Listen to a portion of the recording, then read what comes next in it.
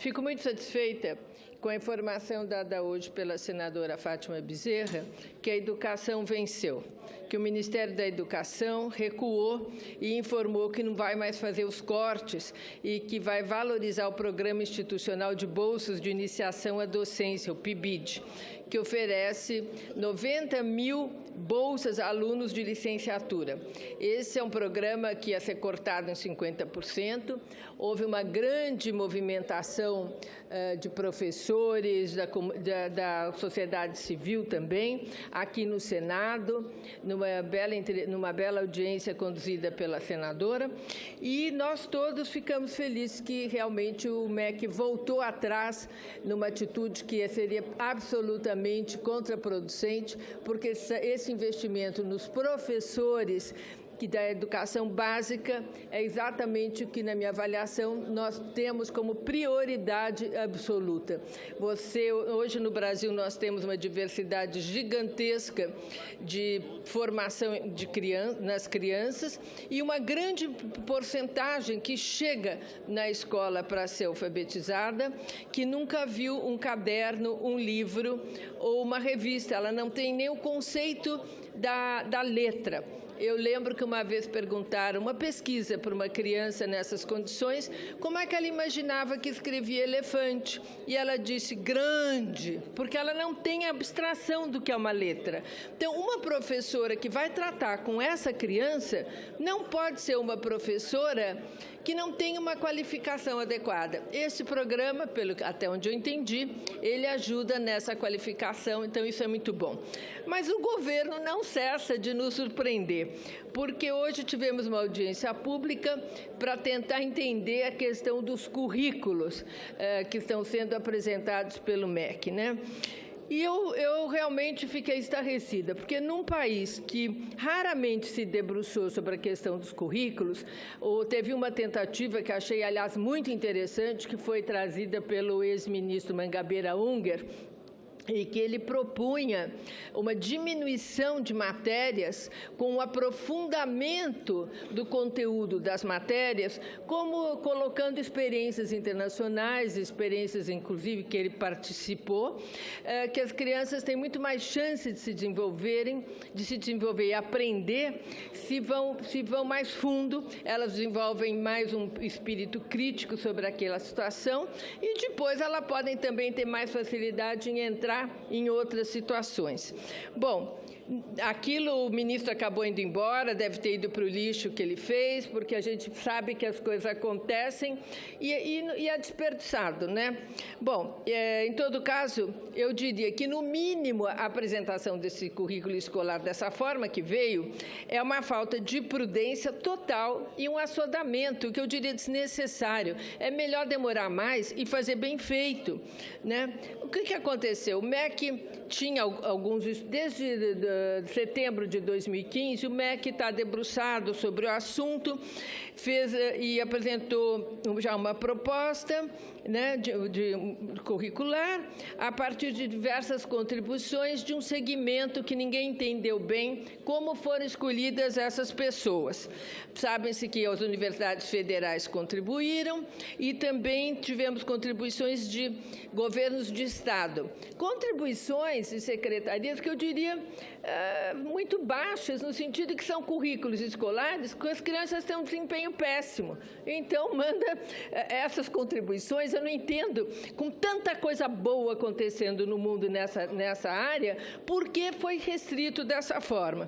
Bom, depois de publicar no Diário Oficial o nome das pessoas que compunham a comissão, o que aconteceu? O senador Bezerra, que hoje foi quem requereu essa audiência tão extraordinária que tive o prazer de assistir. Foram 2 meses de trabalho, né? Só que os nomes que foram apresentados nesses 2 meses, segundo especialistas, não são nomes de tradição na área, não são nomes que constam de estudos publicados em revistas especializadas, não foram convidados especialistas de outros países que têm desempenho escolar de excelência, nada, né? Escolheram, não foi aberto, não se sabe o critério. Em países com tradição e alto rendimento escolar, os currículos são elaborados em 2, 3 anos e de uma forma completamente diferente. Eu pergunto qual foi o critério para escolher os autores desse currículo. Que experiências eles têm que foram levadas em conta? Não houve amplo chamamento da comunidade acadêmica, da sociedade civil. Hoje foi muito reiterado isso, inclusive usando a palavra, não houve um chamamento honesto, claro, limpo, né, transparente, e nem se observou e cotejou com o que há no mundo de melhores experiências. A portaria que o MEC publicou no Diário Oficial, com 116 nomes, contemplou apenas 3 nomes que já faziam parte desse grupo que o governo havia selecionado, dentro de 60 nomes de excelência indicados pela sociedade civil. É um grupo fechado ou não? É um aparelhamento já que lá estava. Há perguntas que precisariam ser respondidas antes mesmo de se querer mudar o currículo. Como alertou em audiência pública no Senado hoje, o presidente do Instituto Alfa e Beto, o PhD João Batista Araújo Oliveira. Primeiro, precisaria ser questionado se o sistema escolar que nós temos é o sistema que nós queremos. Nem isso está avaliado, né? Nós reduzimos o número de alunos sem conhecimentos básicos de matemática. Muito bem. Segundo revelou o último Programa Internacional de Avaliação de Alunos, o PISA, o Brasil ocupa o 58º lugar em matemática, entre os 65 países avaliados. Por quê? Nós não sabemos o que está errado. Não foi visto isso, né? E aqui eu vou ler algumas ponderações do professor citado, que achei muito interessante. A alfabetização continua maltratada. Caligrafia não foi incluída quando se sabe do seu papel fundamental no processo de aprendizagem. Digitação foi. Ele diz assim de forma irônica: bem-vindo à Finlândia. Fluência de leitura é tema ignorado na proposta. O termo alfabetização não é definido de maneira correta e no seu sentido próprio, mas é usado de forma genérica, de forma inútil desse jeito, para falar em alfabetização matemática, científica ou estética.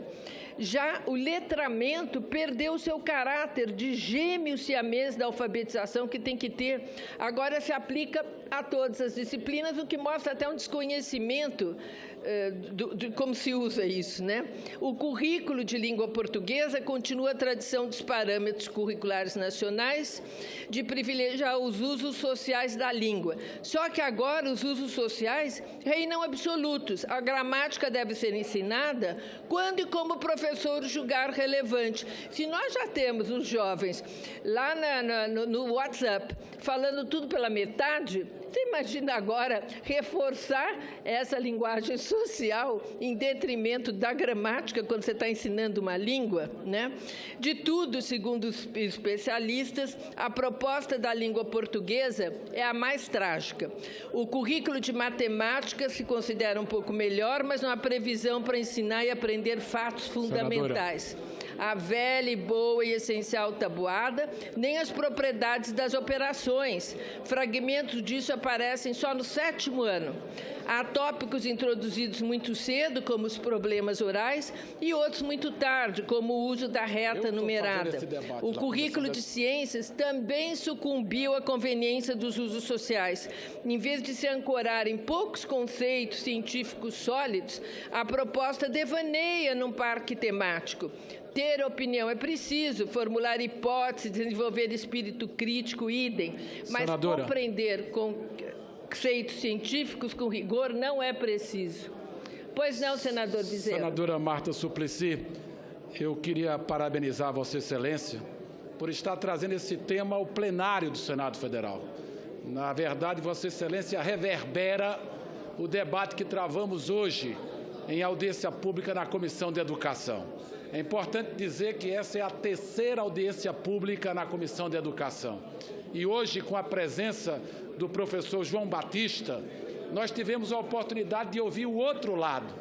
Na 2ª audiência, ouvimos o governo, que falou da iniciativa de propor a base curricular comum para todo o país. É importante que a gente tenha essa base, mas que ela não seja feita de forma atropelada, de forma veloz, rápida, que a gente possa perder a oportunidade de, fato, mudar os indicadores da educação no nosso país. Tivemos na primeira audiência, ainda no ano passado, um movimento pela base da educação, que já alertava da necessidade da construção ser, de fato, democrática, aberta, permeável, para que a gente pudesse construir uma base curricular comum que traduzisse as aspirações da sociedade brasileira no sentido de dar um passo adiante na formação dos nossos jovens e das nossas crianças. Portanto, eu queria parabenizá-la pelo discurso correto, pelo discurso profundo que Vossa Excelência faz na tribuna dessa casa hoje,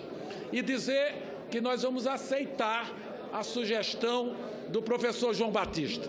Vamos encaminhar essas perguntas que não foram respondidas ao ministro Aloysio Mercadante e vamos propor a ele um outro debate em uma outra... Jorge.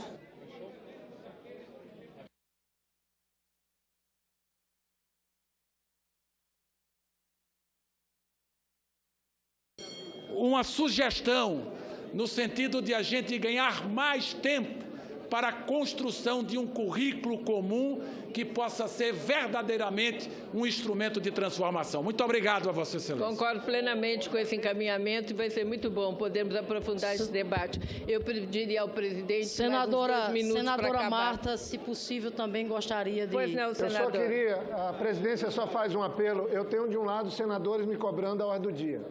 A senadora está tratando de um tema da maior importância, senadora Marta.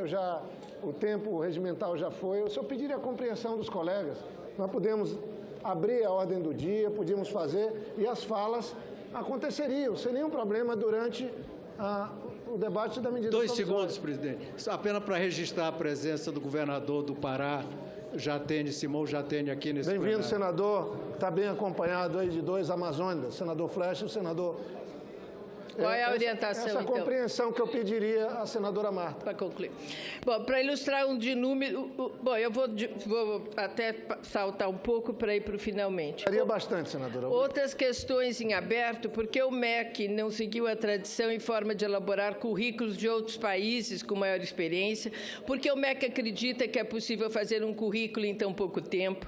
Foi avaliado o impacto da falta de experiência do nosso país e de especialistas nessa área, porque o MEC se limitou ao mecanismo de mão única sob forma de consulta pública, porque não existe o contraditório, ida e vinda, que permite aprofundamento e reformulação de ideias, porque algumas reuniões foram convocadas, não foram de livre acesso público, quantas reuniões ocorreram, quem estava, por que decidiu o MEC consultar professores e públicos em geral, abrindo mão de antes de ter um debate científico qualificado sobre uma nova proposta. Não foi pensado que entre os grupos consultados estão secretarias de Estado que elaboraram currículos não de baixo desempenho, não pensaram no risco de nivelar por baixo.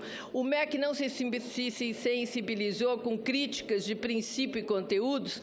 Ouve-se nos corredores do Congresso Nacional que o MEC pretende dar à nação em junho de 2016, dentro do prazo estabelecido pelo Plano Nacional de Educação PNE, os novos currículos escolares. Eu diria que a nação não merece e não quer esse presente de grego.